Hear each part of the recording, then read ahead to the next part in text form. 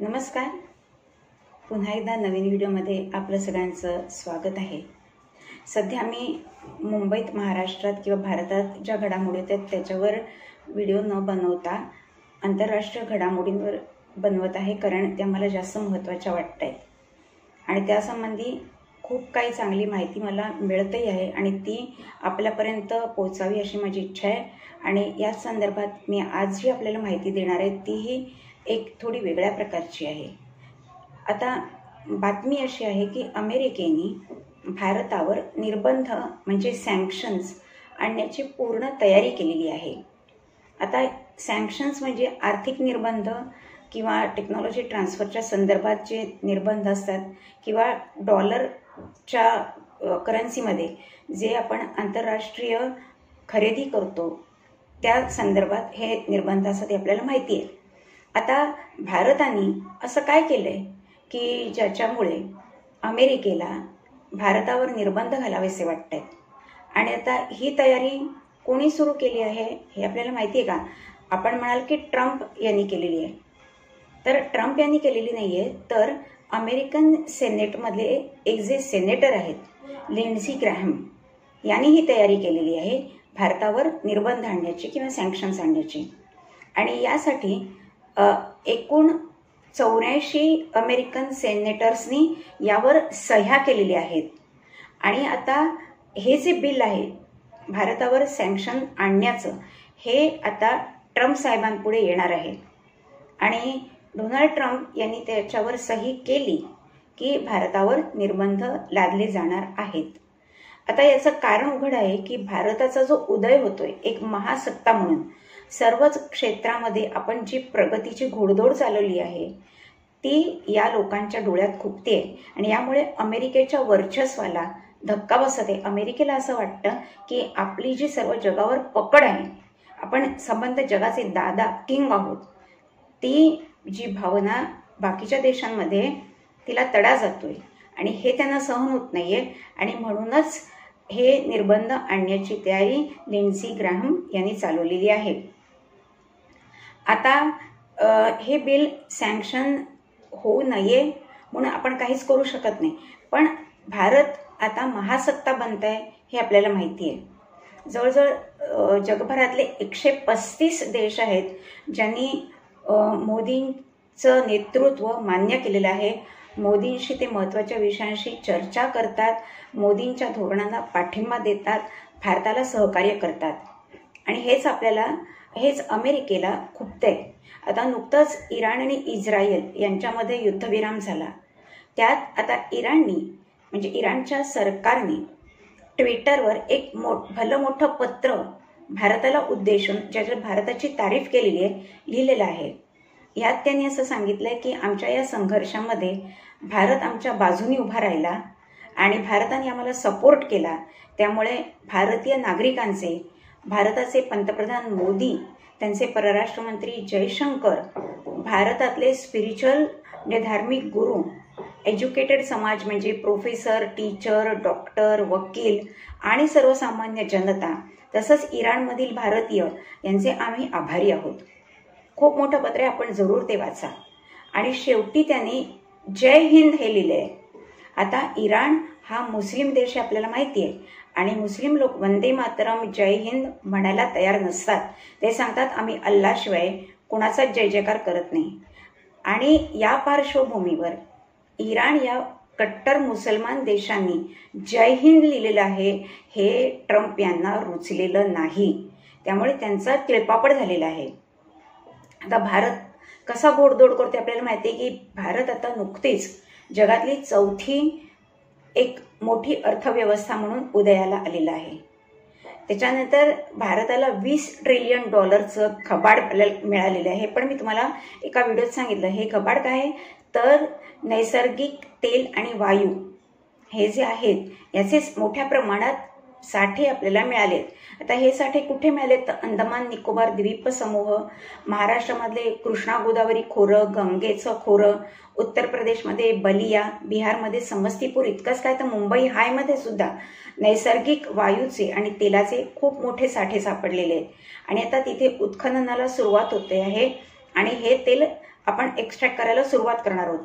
तर ते तेल इतक्या प्रचंड प्रमाणात आपल्याला उपलब्ध होणार आहे की जवळजवळ पुढची 70 वर्ष भारताला कोणाकडूनही तेल आयात करावं लागणार नाही, तर भारत निर्यात करू शकेल.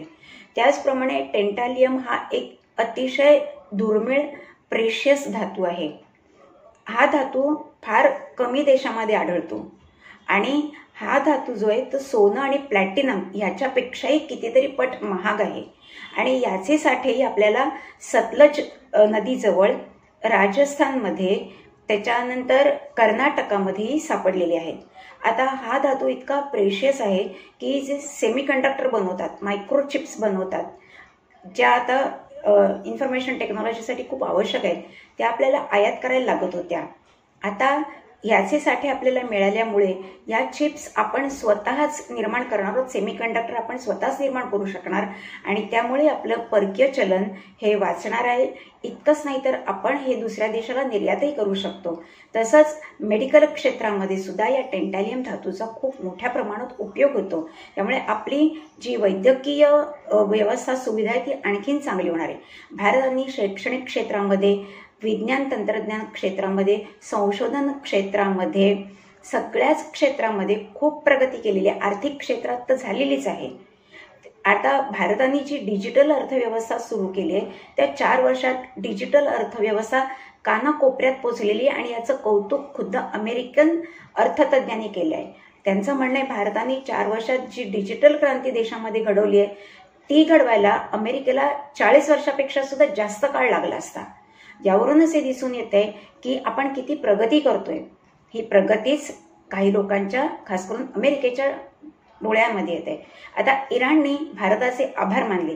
भारताने काय केलं होतं? भारत तर न्यूट्रल होता, कारण भारताचा इराणही मित्र आहे आणि इस्रायलही मित्र आहे. त्यामुळे आपण कोणत्या एका पक्षाची बाजू घेऊ शकत नव्हतो.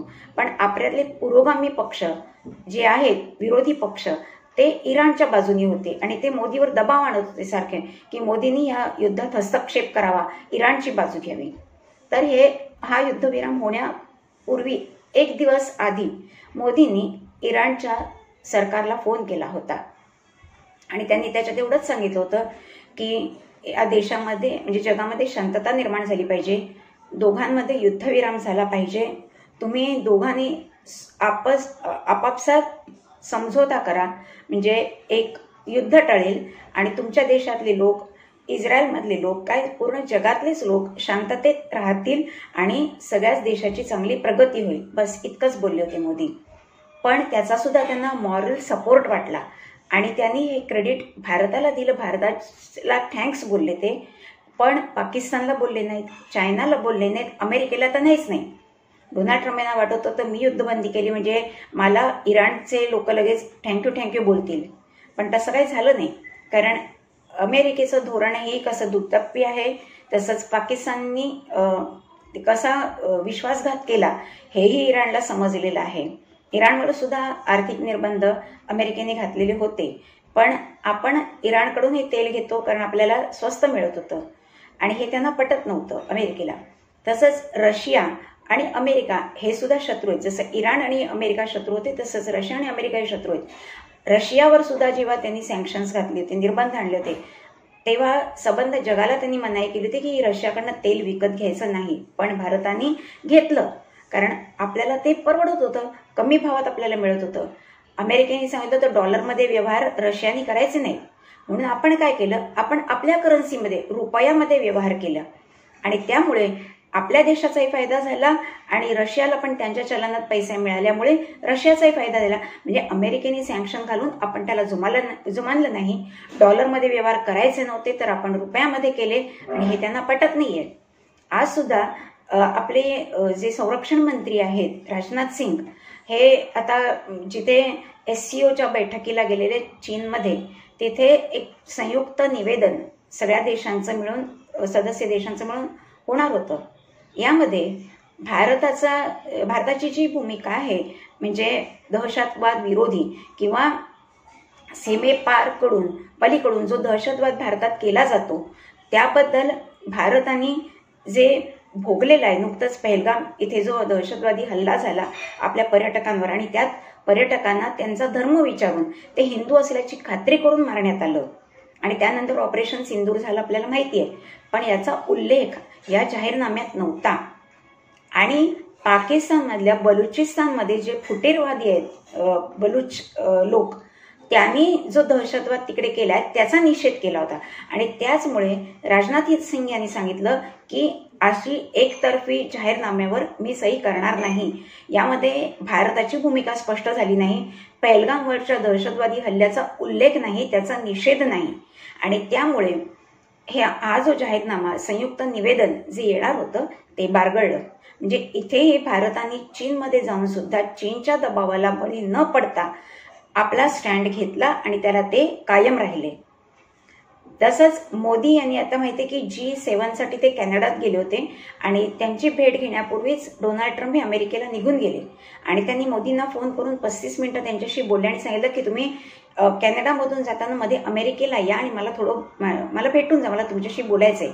पण तेव्हा मोदीच क्रोएशियाच्या दौऱ्यावर जाणार होते आणि त्यांच्याकडे दुसरी कामं होती, म्हणून त्यांनी अत्यंत डिप्लोमॅटिकली सांगितलं की नाही, मला वेळ नाही, माझं शेड्यूल हे तयार आहे आणि त्याचप्रमाणे मला जायचं आहे. त्यांनी एवढंही सांगितलं की आता क्वाड परिषद जी होणार आहे त्याला तुम्ही भारतात येणार आहात, त्यावेळेला आपली भेट होईल, तेव्हा आपण बोलू. म्हणजे आज अमेरिकन प्रेसिडेंटनी कोणत्याही देशाच्या नेत्याला भेटायला बोलवलं तर जगातल्या मला नाही वाटत कुठच्या नेत्याची हिंमत होत असेल की मी येऊ शकत नाही हे सांगायची. सगळे आपली व्यस्तता दूर करून ते धावत अमेरिकेला भेटायला जा. इथे जर आता काँग्रेस प्रणित शासन असतं तर नक्कीच असंच झालं असतं, ते गेले असते. अर्थात त्यांच्या काळात भारत एवढा स्वयंपूर्ण झालाही नसता. दुसरं, ऑपरेशन सिंदूर आपण स्थगित केलेलं आहे, आपण त्याला पूर्णविराम दिलेला नाही.